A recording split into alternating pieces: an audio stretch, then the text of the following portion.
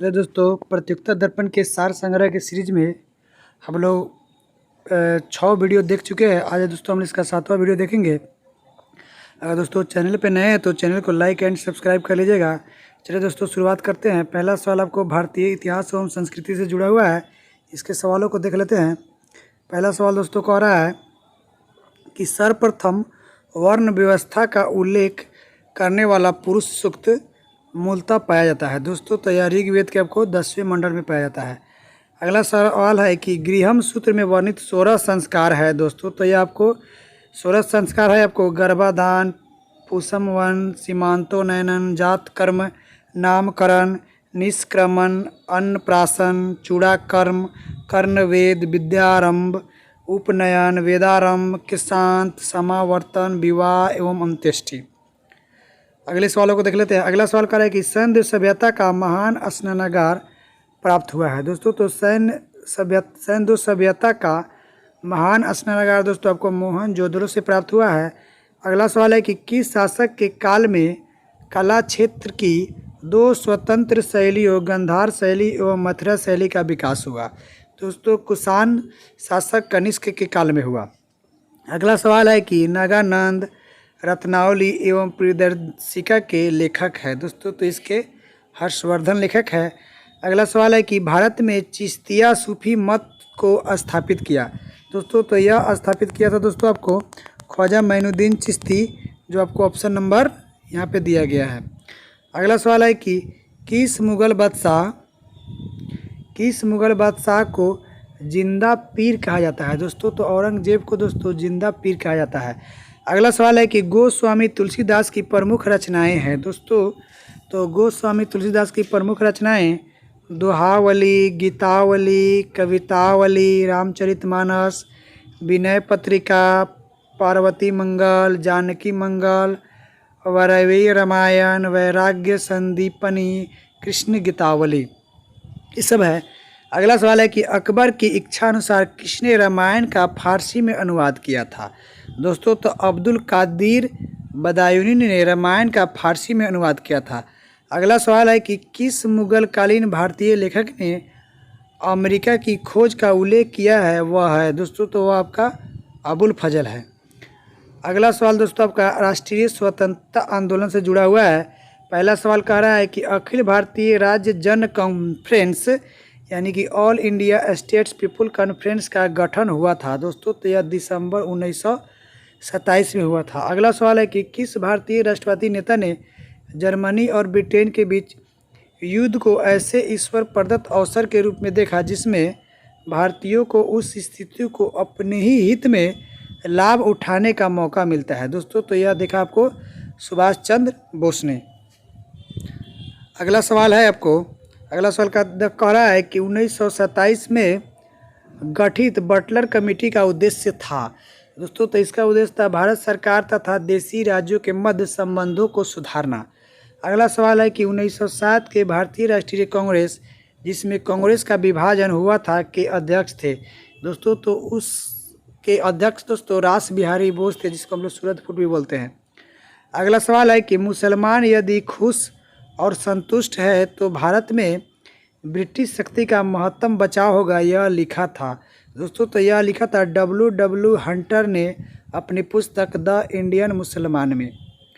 अगला सवाल है 16 नंबर सवालों को देख लेते हैं। 16 नंबर सवाल का है कि नमक सत्याग्रह के समय गांधी जी के गिरफ्तार हो जाने के बाद आंदोलन के नेता के रूप में उनका स्थान लिया था। तो यह स्थान लिया था अब्बास तैयब जी ने। अगला सवाल है कि 1942 में कांग्रेस के बम्बई अधिवेशन में किसके द्वारा भारत छोड़ो प्रस्ताव प्रस्तावित किया गया था। दोस्तों तो यह आपको जवाहरलाल नेहरू के द्वारा प्रस्तावित किया गया था।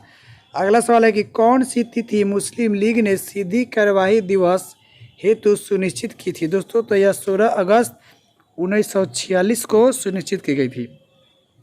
अगला सवाल है कि भारत के विभाजन से संबंधित माउंटबेटन योजना की सरकारी तौर पर घोषणा की गई थी। दोस्तों तो इसकी घोषणा 3 जून 1947 को की गई थी। अगला सवाल आपको कह रहा है कि भारतीय स्वतंत्रता अधिनियम the Indian independence act British सरकार द्वारा पारित किया गया। दोस्तों तो यह 18 जुलाई 1947 को पारित किया गया था। अगला सवाल कर रहा है कि भारतीय राज्य व्यवस्था एवं संविधान से जुड़ा हुआ सवालों को देख लेते हैं। पहला सवाल कर रहा है कि पदासीन राष्ट्रपति की पदावधि की समाप्ति से भिन्न किसी कारण से उत्पन्न होने वाली रिक्ति की दशा में रिक्ति भरने के लिए निर्वाचन अवश्य होना चाहिए। दोस्तों तो यह होना चाहिए आपको रिक्त होने की तिथि से 6 माह के भीतर होना चाहिए। अगला सवाल कर रहा है कि संविधान के उल्लंघन के आधार पर राष्ट्रपति के विरुद्ध किसके द्वारा महाभियोग लगाया जा सकता है। दोस्तों तो यह संसद के दोनों सदनों द्वारा लगाया जा सकता है। अगला सवाल है कि भारत के उपराष्ट्रपति का निर्वाचन एक निर्वाचक मंडल द्वारा किया जाता है जिसके सदस्य होते हैं। दोस्तों तो इसके सदस्य संसद के दोनों सदनों के सभी सदस्य इसके सदस्य होते हैं। अगला सवाल है कि भाषाई आधार पर राज्यों का पुनर्गठन किस वर्ष में किया गया था। दोस्तों तो यह आपके 1956 में किया गया था। अगला सवाल है कि कौन से राष्ट्रपति सर्वोच्च न्यायालय में उपस्थित हुए थे जब सर्वोच्च न्यायालय राष्ट्रपति के निर्वाचन विवाद की सुनवाई कर रहा था। दोस्तों तो वीवी गिरी उपस्थित हुए थे। अगला सवाल है कि किस भौगोलिक क्षेत्र को अनुसूचित घोषित करने का संवैधानिक अधिकार है। दोस्तों तो किसी भौगोलिक क्षेत्र को अनुसूचित घोषित करने का अधिकार आपको राष्ट्रपति को है। भारतीय संविधान के किस अनुच्छेद में 42वें संविधान संशोधन विधेयक द्वारा मूल कर्तव्यों को सम्मिलित किया गया है। दोस्तों तो अनुच्छेद 51 के ए में सम्मिलित किया गया है। अगला सवाल है कि संविधान के किस अनुच्छेद के अंतर्गत धन विधेयक को परिभाषित किया गया है। दोस्तों तो अनुच्छेद 110 में धन विधेयक को परिभाषित किया गया है। अगला सवाल कह रहा है कि विधान परिषद किसी साधारण विधेयक को किस अवधि तक रोक सकती है। दोस्तों तो वह 3 माह तक रोक सकती है। अगला सवाल है कि जिला न्यायाधीश शब्द संविधान के किस अनुच्छेद में आया है। दोस्तों तो ये आपका अनुच्छेद 233 में आया है। अगला सवाल दोस्तों आपको भारत एवं विश्व के भूगोल से है। इसके सवालों को देख लेते हैं। पहला सवाल कह रहा है कि नाथुला दर्रा अवस्थित है। दोस्तों तो नाथुला दर्रा आपको सिक्किम में अवस्थित है। अगला सवाल है कि कौन से ग्रह के सर्वाधिक प्राकृतिक उपग्रह अथवा चंद्रमा है। दोस्तों तो इसका आंसर बृहस्पति ना हो के दोस्तों शनि हो जाएगा, क्योंकि 2019 में शनि के 20 अन्य नए ग्रहों का खोज हुआ था, जिससे अब बृहस्पति ना हो के अब दोस्तों क्या हो गया है, शनि हो गया है। आते हैं अगले सवाल पे। अगले सवाल दोस्तों कह रहा है कि क्वेट जलवायु संधि प्रभावी हुई थी। दोस्तों तो यह 16 फरवरी 2005 को से प्रभावी हुई थी।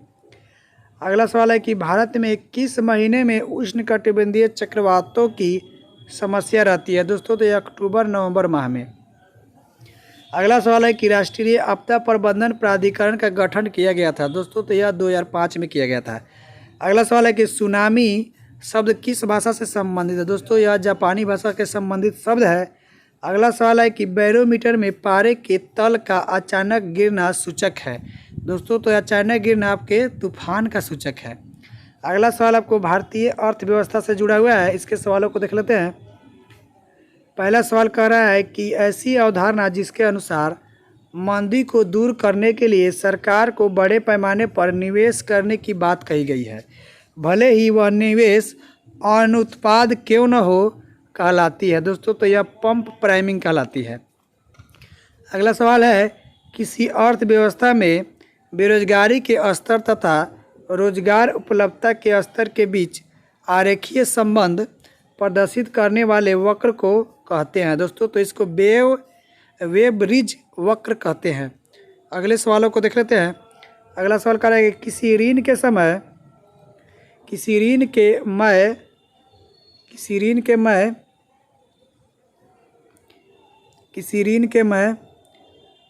के मैं ब्याज के पूर्ण भुगतान को कहते हैं। दोस्तों तो इसे हम लोग एमोटाइजेशन कहते हैं। अगला सवाल है कि वह अवधि जिसमें कानून सरकार द्वारा ऋणों का भुगतान टाल दिया जाता है, इन्हें मोरेटोरियम कहा जाता है। अगला सवाल है कि सरकार के कुल सार्वजनिक व्यय तथा राजस्व खाते की प्राप्तियां एवं सार्वजनिक संपत्तियों के विनिवेश से प्राप्त धनराशि के योग का अंतर कहलाता है। दोस्तों तो यह अंतर आपका राजकोषीय घाटा कहलाता है। अगला सवाल है कि राजकोषीय घाटे में से ब्याज भुगतान की राशि को घटाकर आया अंतर कहलाता है। दोस्तों तो यह आपका प्राथमिक घाटा कहलाता है, जब राजकोषीय घाटे में से ब्याज भुगतान की राशि को घटाते हैं। अगला है कि भारतीय संविधान का अनुच्छेद 114 के अनुसार भारत की संचित निधि से रकम निकासी की मंजूरी प्राप्त करने के लिए विधायिका से पारित विधेयक कहलाता है। दोस्तों तो यह आपको विनिवेश विधेयक कहलाता है। अगला सवाल है कि शेयर बाजार से संबंधित शब्दावली IPO का पूर्ण रूप है। दोस्तों तो इसका पूर्ण रूप इनिशियल पब्लिक ऑफर है। अगला सवाल आपको कह रहा है कि स्वर्ण आभूषणों की गुणवत्ता सुनिश्चित करने के लिए प्रदान किए जाने वाला हॉलमार्क प्रदान करती है। यह दोस्तों भारतीय मानक ब्यूरो BIS प्रदान करती है। अगला सवाल है कि बैंकों के चेक के निचले हिस्से पर छपी रहने वाला magnetic ink character recognition code कितने अंकों का है। दोस्तों तो यह दोस्तों आपको 9 अंकों का होता है, जिसके दोस्तों हम लोग MICR बोलते हैं। अगला सवाल आपको सामान्य विज्ञान एवं तकनीकी से जुड़ा हुआ है।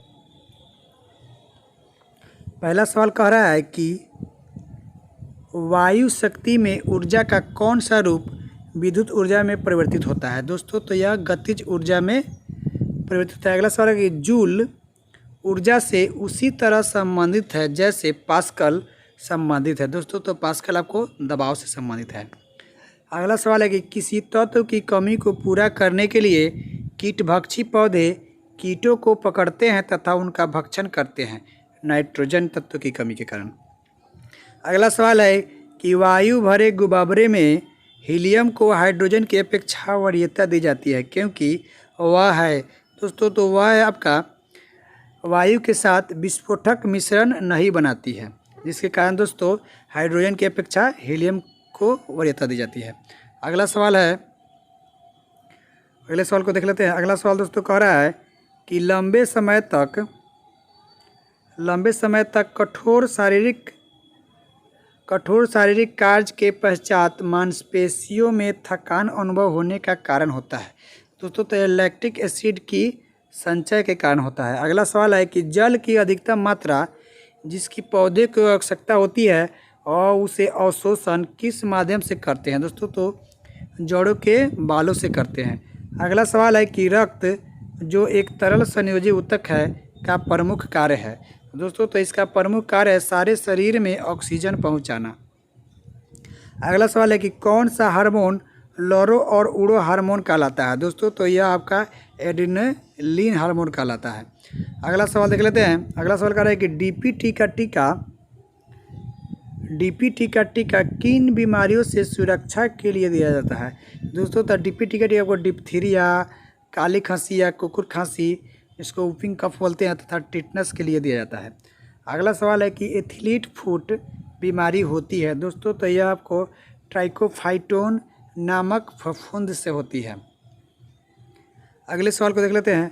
अगला सवाल आपको शिक्षा एवं बाल मनोविज्ञान से जुड़ा हुआ है, यह सीटेट वालों के लिए है, इसको छोड़ देते हैं। इसके अगले सवाल को देख लेते हैं। अगला सवाल दोस्तों आपको संप्रेषण एवं संचार से जुड़ा हुआ है, इसको देखते हैं। पहले कहा कि मौखिक संचार की प्रभावशीलता सीमित नहीं होने के कारण है। दोस्तों तो इसका मुख्य कारण है आपको दोस्तों आलोचनाशीलता एवं लागत। अगला सवाल है कि संचार प्रक्रिया के अंतर्गत एक्स्ट्रा ऑर्गेनाइजेशन कम्युनिकेशन से तात्पर्य है। दोस्तों तो इससे आपका तात्पर्य है कंपनी के लोगों एवं अन्य पक्षों के मध्य होने वाले संदेश वहन से।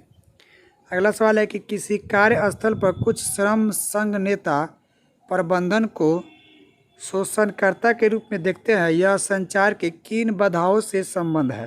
दोस्तों तो यह आपको मूल्य निर्णय एवं चयनात्मक अवबोध से संबंध है। अगला सवाल 94 नंबर सवाल को देख लेते हैं। 64 नंबर सवाल दोस्तों कह रहा है कि अधिकृत एवं पूर्व निर्धारित मार्ग के अनुरूप किस प्रकार का संचार होता है। दोस्तों तो यह औपचारिक संचार होता है। अगला सवाल है कि ऐसा संचार जो संगठन के विभिन्न स्तरों से संबंध किया जाता है तथा इस प्रकार का संचार है एक ही स्तर के अधिकारियों या कर्मचारियों के बीच होता है, जैसे कि वाद विवाद, सम्मेलन आदि, यह कहलाता है। दोस्तों यह समस्तरीय संचार कहलाता है। अगला सवाल है कि संचार प्रक्रिया में शामिल लोगों की संख्या के आधार पर संचार मुख्यतः कितने प्रकार का होता है। दोस्तों तो यह मुख्यतः आपको 4 प्रकार का होता है जो दिया गया है। अंतर व्यक्तिक संचार, अंतर व्यक्तिक संचार, समूह संचार और जन संचार। अगला सवाल कह रहा है कि जब व्यक्ति यह अनुभव करता है कि उसके व्यवहार को प्रतिबंधित किया जा सकता है तो वे एक प्रकार से प्रतिक्रिया करते हैं जिसे कहा जा सकता है। दोस्तों तो इसे मनोवैज्ञानिक प्रतिघात कहा जा सकता है। अगला सवाल है कि एक खास तरह की विद्या जिसमें किसी व्यक्ति, संस्था, समूह या व्यक्ति समूह के वितरण का चित्रण प्रस्तुत किया जाता है कहलाता है। दोस्तों तो यह आपको प्रोफाइल फीचर कहलाता है। अगला सवाल है कि सरल, निम्न स्तरीय तथा ज्ञानात्मक स्तर के विषय का संप्रेषण करने के लिए किस प्रकार को संप्रेषण नीति की आवश्यकता है। दोस्तों तो यह सतत रागात्मक नीति की आवश्यकता है। अगला सवाल है कि अपने सहयोगियों एवं अधीनस्थों के बीच संवाद स्थापित करने का सर्वोत्तम विकल्प है। दोस्तों तो सर्वोत्तम विकल्प आपको अनौपचारिक अंतः संचार है। अगला सवाल देख लेते हैं 101 नंबर। 101 नंबर सवाल दोस्तों आपको खेल कूद से जुड़ा हुआ है। इसके सवालों को दोस्तों देखते हैं। पहला सवाल है कि ड्रिबल, ब्रकिंग, थ्रो इन, फ्लैग आदि शब्दावली किस खेल से संबंधित है। दोस्तों तो यह आपको फुटबॉल से संबंधित है। अगला सवाल है कि सीजर्स कप किस खेल से जुड़ा हुआ है। दोस्तों तो यह आपको फुटबॉल से जुड़ा हुआ शब्द है। अगला है कि राजीव गांधी खेल रत्न पुरस्कार में दी जाने वाली राशि है। दोस्तों तो राजीव गांधी खेल रत्न में दी जाने वाली राशि आपको 25 लाख है। अगला सवाल है कि अर्जुन पुरस्कार के अंतर्गत दी जाने वाली पुरस्कार राशि दोस्तों 15 लाख है। अगला सवाल है कि द्रोणाचार्य पुरस्कार के अंतर्गत दी जाने वाली पुरस्कार राशि दोस्तों 10 लाख दोस्तों नियमित श्रेणी में है, जबकि लाइफ टाइम में दोस्तों 15 लाख है। अगला सवाल देख लेते हैं। अगला सवाल कर रहा है कि ध्यानचंद पुरस्कार के लिए दी जाने वाली पुरस्कार राशि दोस्तों 10 लाख है। अगला सवाल है कि राजीव गांधी खेल रत्न पुरस्कार प्राप्त करने वाले पहले खिलाड़ी थे। दोस्तों तो इसके पहले खिलाड़ी दोस्तों विश्वनाथन आनंद थे, जिसको 1992 में मिला था। अगला सवाल है कि अतनु दास किस खेल से संबंधित है। दोस्तों यह तीरंदाजी खेल के खिलाड़ी है। अगला सवाल है कि रग्बी फुटबॉल में खिलाड़ियों की संख्या होती है। दोस्तों तो यह इसकी संख्या 15 होती है। अगला सवाल है खो खो में खिलाड़ियों की संख्या होती है। दोस्तों तो खो खो में खिलाड़ियों की संख्या 9 होती है। अगला सवाल 111 नंबर सवाल कंप्यूटर विज्ञान से जुड़ा हुआ है। इसको देखते हैं। पहला सवाल कह रहा है कि वह युक्ति जिसके द्वारा आंकड़ों को टेलीफोन के माध्यम से बाइनरी सिग्नलों की सहायता से भेजा जाता है कहलाता है। दोस्तों तो यह मोडेम कहलाता है। अगला सवाल है एक्सेल स्प्रेडशीट की मूल इकाई जहां पर डाटा एंट्री की जाती है कहलाती है। यह दोस्तों सेल कहलाती है। अगला सवाल देखते हैं। अगला सवाल 113 नंबर सवाल देख लेते हैं। अगला 113 नंबर सवाल कह रहा है कि कोबोल नामक कंप्यूटर भाषा का पूर्ण रूप है। दोस्तों तो कोबोल का पूर्ण रूप है कॉमन बिजनेस ओरिएंटेड लैंग्वेज। अगला सवाल आपको कह रहा है कि कंप्यूटर की पावर बंद करने पर किस शॉर्ट टर्म मेमोरी का डाटा स्वतः खत्म हो जाता है। दोस्तों तो रैम का खत्म हो जाता है। अगला सवाल आपको कह रहा है कि कंप्यूटर में सिग्नल की शक्ति कम हुए बिना नेटवर्क की लंबाई बढ़ाने के लिए हम उपयोग करेंगे। दोस्तों तो रिपीटर का प्रयोग करेंगे। अगला सवाल कर रहा है कि किसी ऑपरेटिंग सिस्टम के एक ही समय पर एक से अधिक उपयोग की क्षमता को कहते हैं। दोस्तों तो इसको मल्टी टास्किंग बोलते हैं। अगला सवाल करें कि OMR का पूर्ण रूप होता है। दोस्तों तो OMR का पूर्ण रूप दोस्तों ऑप्टिकल मार्क रिकॉग्निशन होता है। ठीक है। अगला सवाल करें कि डक गो है। दोस्तों ये डक गो दोस्तों एक सर्च इंजन है। जिस तरह से गूगल है उस तरह से अभी है। अगला सवाल है कि सिम का पूर्ण रूप है दोस्तों? तो सिम का पूर्ण रूप दोस्तों सब्सक्राइबर आइडेंटिटी मॉड्यूल है। अगला सवाल कर रहा है कि विश्व कंप्यूटर साक्षरता दिवस मनाया जाता है दोस्तों? तो यह आपको 2 दिसंबर को मनाया जाता है।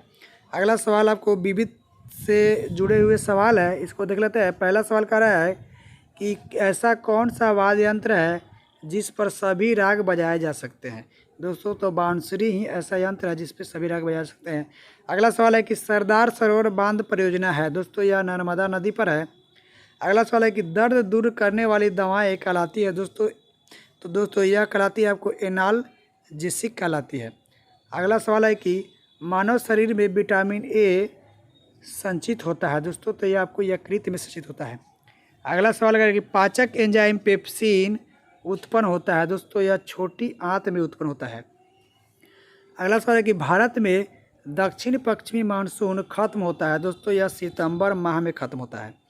अगला सवाल है कि ऑस्कर पुरस्कार जीतने वाले पहले भारतीय थे दोस्तों? तो यह भानु अथैया थे। अगला सवाल है कि बोमडिल्ला दर्रा जोड़ता है दोस्तों? तो बोमडिल्ला दर्रा दोस्तों को अरुणाचल प्रदेश को तिब्बत से जोड़ता है। अगला सवाल है कि केंद्रीय आलू अनुसंधान संस्थान स्थित है दोस्तों? तो यह आपको शिमला में स्थित है। अगला सवाल कह रहा है कि गैमेक्सिन नामक कीटनाशक का रासायनिक नाम है दोस्तों? तो इसका रासायनिक नाम बेंजीन हेक्साक्लोराइड है। इस तरह से दोस्तों 130 प्रश्न खत्म हुए। दोस्तों आपको यह वीडियो कैसा लगा कमेंट करना नहीं भूलिएगा, और चैनल पर नए हैं तो दोस्तों चैनल को सब्सक्राइब करिएगा। धन्यवाद दोस्तों।